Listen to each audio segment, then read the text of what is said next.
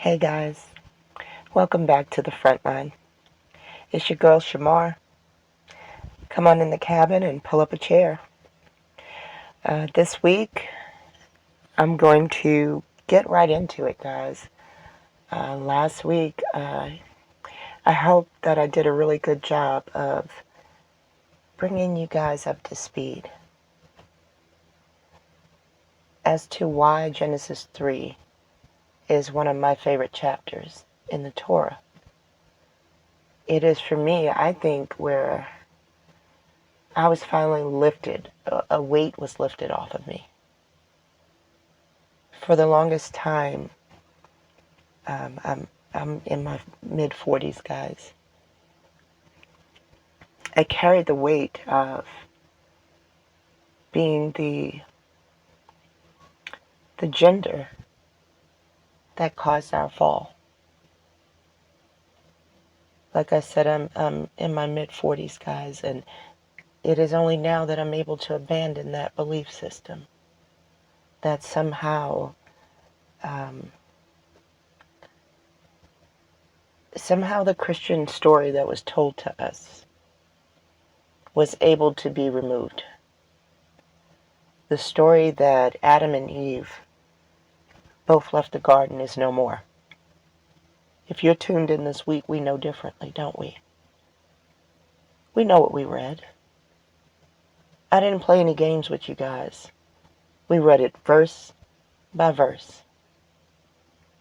I presented my arguments. If you're here this week, then I think my arguments may have been strong. Thank you for coming back. I'm glad you're here. Because this week, guys, we're going to get right into, Genesis 3 again, guys. Listen, there was so much to unpack, right, guys? All right, so first we dealt with the serpent, right, guys? We found out who that was. Second, we dealt with Adam and Eve, right? And the why death, the why degradation that is actually the curse that is passed down from father to son. Right, guys? And this week, what we're going to do with this week is another shocking thing that I saw in Genesis 3. And actually, this is actually what got this whole journey started. These words right here, guys, were what started me on this path. Guys, I have not been reading Torah in this manner, except since about February, guys. It was probably about when I turned 45. I kid you not, there's that 9, right? But seriously, I haven't been reading at this level except since February of this year. So I don't have all the answers, guys. But I know that if I seek them diligently enough, my mother will share them with me. Because like I told you, it's only been February and I'm discovering but so much. But when I read this verse in February and it said, her seed, it is what woke me up for Genesis 3. Because like I told you, we've all been told it's his seed. My last name is from my father. It's not my mother's last name. So how did that happen, guys? Is this the way it's supposed to be? I'm not here to argue about last names and whether or not they're right or wrong. But what I'm saying is this. Society has told me that I am his seed. So there's a conflict, guys. Because that's not what Torah tells us. If Eve is the mother of the living, and we're told that it's her seed, something ain't right, guys. So I'm going to take y'all on a little journey, right? Because when I saw her seed, it opened my eyes to a lie. right? So now I have to work to peel that lie back. So I'm going to show you guys just how I did some of that. This is going to wind up being, I don't know how many parts of a series, guys, but we're going to start a her seed series. We're going to dig into what the Torah is telling us in Genesis 3:14 through 16 when it says her seed. Okay, guys? And I'm going to show y'all a pattern of something I'm seeing here. It'll be a couple of parts long, guys, because this list that I got, this folder here that I have here, may actually grow as I find more things. So I'm not here to tell you how many parts of a series this will be, but I am. Hold on. Let's put on Do Not Disturb, right? And I want to say fair use for the purposes of education and criticism, guys. This folder may continue to grow because I'm just finding things daily to add to what it is that Torah is telling us when the serpent is told what the serpent is told in Genesis 3:14 through 16. So let's get into it because I don't want to have this episode being longer than about 30 minutes, okay? So every episode I'm going to try to keep under 30 minutes, guys. This will be a continuing series. But I'm going to prove a point here real quick in this first one, guys. It won't take long. And I think you'll keep coming back every week. Okay, so Genesis 3:14 through 16. This is, guys, y'all were here last week. We read through the whole of Genesis 3, so you know where we're picking up at, okay? So let's follow along. Genesis 3:14. And the Lord God said unto the serpent, Because thou hast done this, thou art cursed above all cattle, above every beast of the field. Upon thy belly shalt thou go, and dust shalt thou eat all the days of thy life. And I will put enmity between thee and the woman, between thy seed and her seed. It shall bruise thy head, and thou shalt bruise his heel. Unto the woman he said, I will greatly multiply thy sorrow and thy conception. It's the woman that's conceiving, guys. In sorrow shalt thou bring forth children. The woman is bringing forth children, guys. It's her seed. And thy desire shall be to thy husband, and he shall rule over thee. Guys, I encourage you guys to do the study on your own of the KJV 16:11 definition of husband. This was not a positive thing. I'm not going to get into it in here because this is about her seed. But I encourage you, if you're listening to me now and you want to know more about that husband word, please watch my video, Noah, a Husbandman. All right, guys, so moving along. I want to go back up here and remind you guys that this is why we're here. It is her seed. Creator's told us right here it's her seed.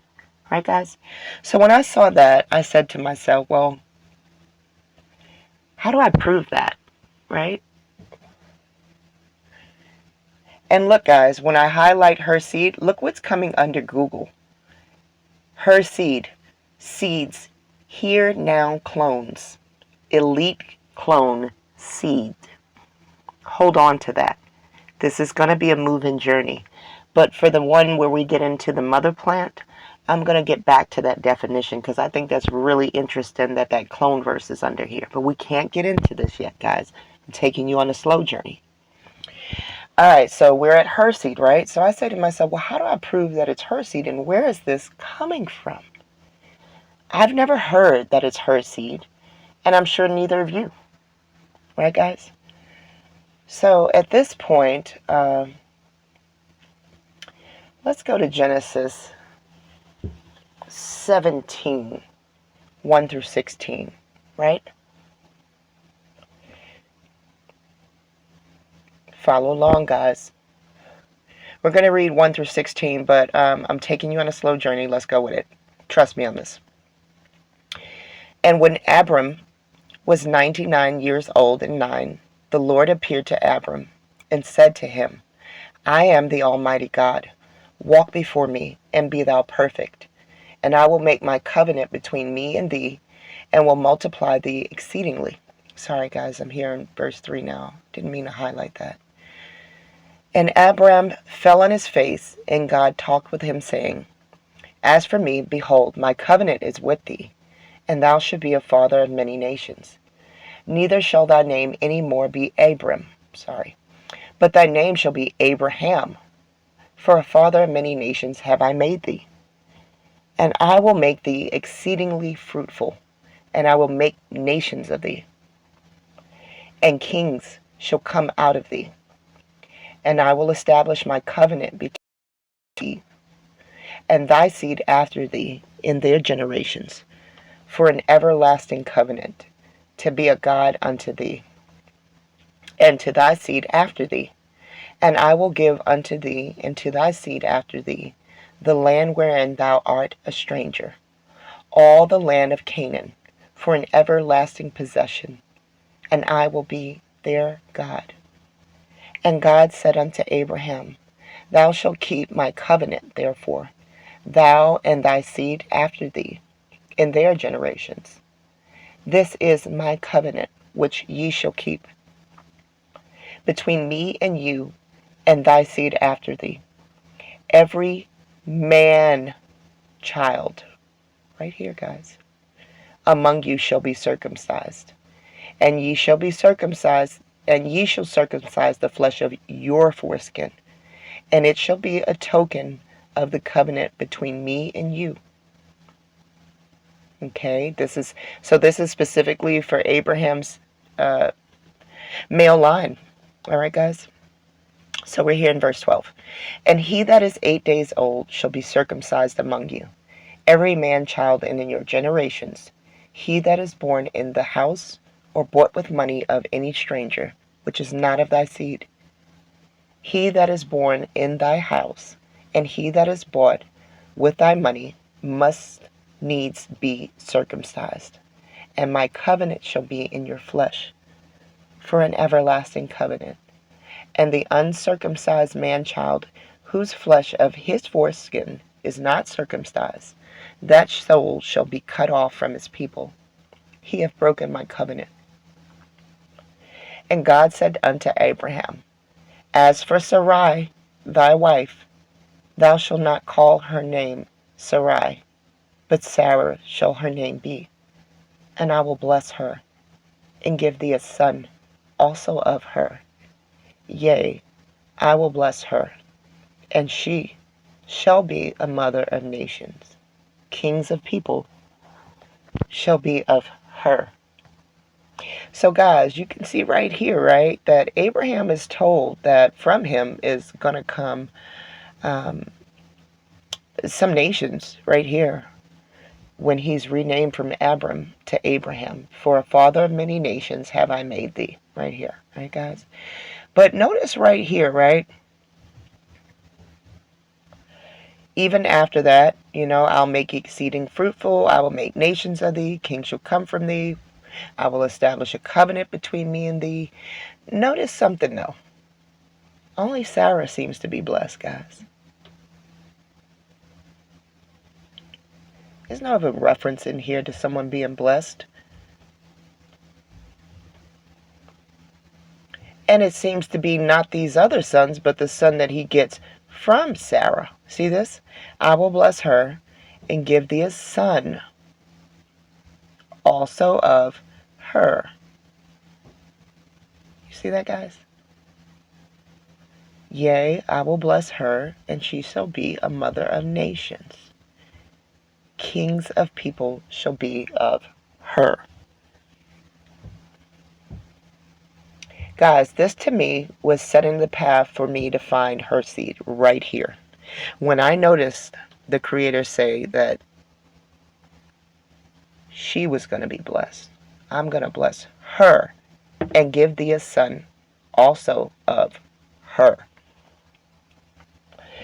You'll notice that Abram and Sarai, their names are changed, right? So I said to myself, well, what in the world were these names? What are they meaning, right? So let's go to Sarah's name.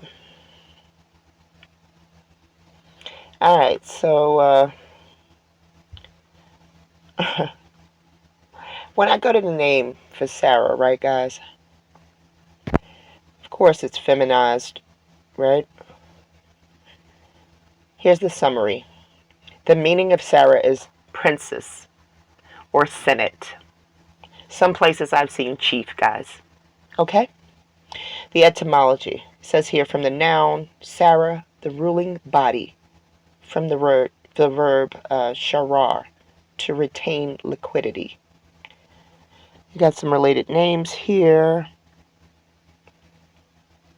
Related names to Sarah are Israel, guys. How about that? All right, the name Sarah is identical to the Hebrew noun meaning princess or noble lady. Here we go, guys, right here. It's a noun. Sarah means chief or ruler, someone in whom a society wealth is concentrated. How about that? Its feminine form denotes a princess, noble lady, or perhaps a ruling class collectively. The denominative verb means to be a chief. Did y'all know that? I didn't know that. Whoever told y'all that Sarah means chief? Interesting. Let's keep going, guys. This is some interesting stuff as to why it's her seed. Let's keep going. Strong's 82. I think in 82, Sarah says right here in the Strong's Concordance that Sarah means princess, noble lady. Of course, it's feminine. The short definition says princess, noble lady. The meaning is a mistress or a female noble. Says here lady, princess, or queen. Feminine of czar. Now remember, guys, I told you that Ezer was the original word for the female. Okay, guys? So doesn't czar sound like Ezer, which sounds like Caesar? But I won't get into that right now. It says here female, noble lady, princess, queen. Guys, who ever told you that Sarah meant chief, female lady, noble lady? Sorry, of course she's a female. Noble lady and queen. No one told us that. I wonder what Abraham means. No one told us that it was Sarah that was blessed. Come on, let's go to Strong's 44 and what is this? I think this is Abraham's number right here, guys. I do hope I pulled that in. We want to be balanced. I'm going to show y'all what I'm talking about. The difference here. Oh, that wasn't the one I wanted to pull in. Sorry, that's got to come out of there. I'm going to put that over here somewhere. Let's put it on the back end, guys. Okay, well, I don't have Abraham's in here, but you're free to go ahead and look up Abraham's. Let me see. It might be in here. Because Abraham's, well, guys, I'm glad to show you the firstborn, the inheritance. It's a feminine word, guys. You guys are going to see exactly what I'm talking about. A few more of these episodes. All right, well, I don't want to waste time looking for Abraham's name. You guys are free to look it up. I will include it in the next episode. Abraham's name means father of many nations. Not once did it translate to king. Not once. Sarah's name translated to queen and chief. Sarah is the one blessed according to the Torah. I showed you it, and we saw it together. Let's keep going, because I want to show y'all something interesting here. Remember, guys, I told y'all I like to get into genealogies, and there's a reason why. So when I saw that it was her seed, I said, well, let me go find the first family, right? And trace the genealogies, right? Because they showed us the genealogies of Adam. And I have questions about that, but I'm not going to bother with that in this episode, because this is about her seed, not his seed. Okay, guys? So follow along. Let's open up Adam's genealogy real quick, guys. There was a lot of suspect stuff in Adam's genealogy, guys, that I shared with you before. One, me show you right here. This king of Eridu, that's bugging me too, but I have not had time to get into that. My biggest beef with Adam was right here. Prophet of Allah. Okay, guys? That was my biggest beef with Adam.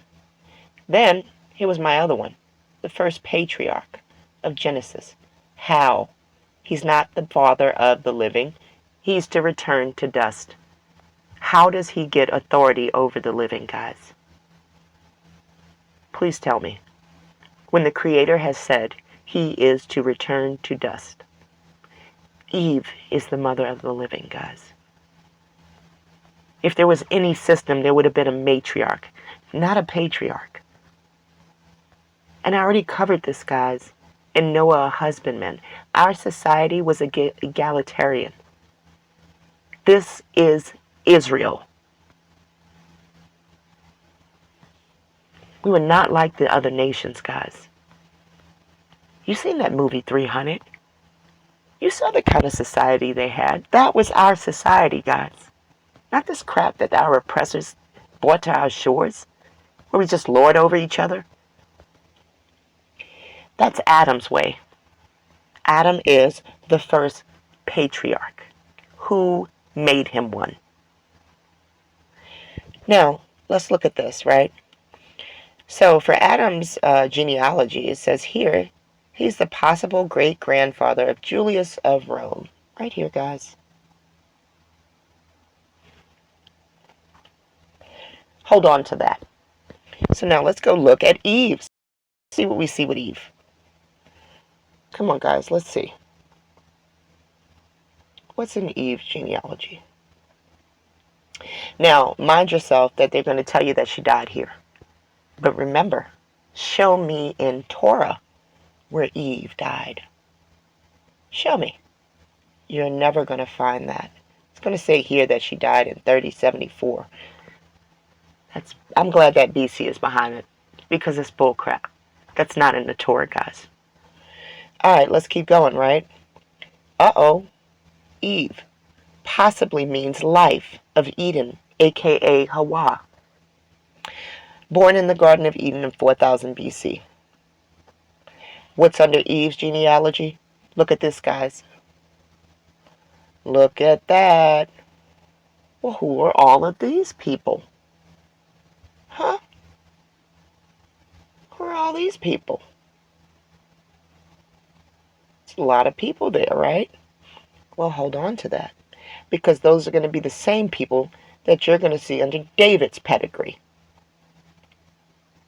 Same people, guys. Right here. Same people. So who's linked to Israel, guys? Is it Adam or is it Eve? Who's linked to Israel? So is it his seed or is it her seed? Because it's looking like it's her seed. Right here, guys. Right here. But no, they're going to tell you that the seed is his seed. So who are you going to believe? You don't got to believe me. Believe Torah. Torah told me. Right here, guys. In Genesis 3. 14 through 15. Well, let's just say 15. Right here. Genesis 3 and 15 says that it's her seed, guys. Right there.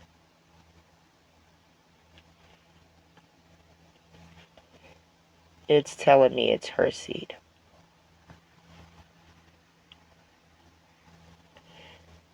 Let me see how long we've got in this video, guys. Well, I don't want to make this video too long, so what we'll do is we'll resume next week. And I'm going to continue showing you how there is a line proving that it's her seed.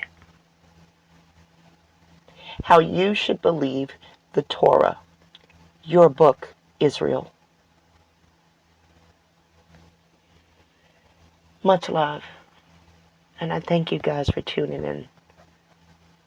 This is just the first series, the first episode for this series of Her Seed. Much love from Zion's Frontline, guys. Take care. I'll see you next Shabbat.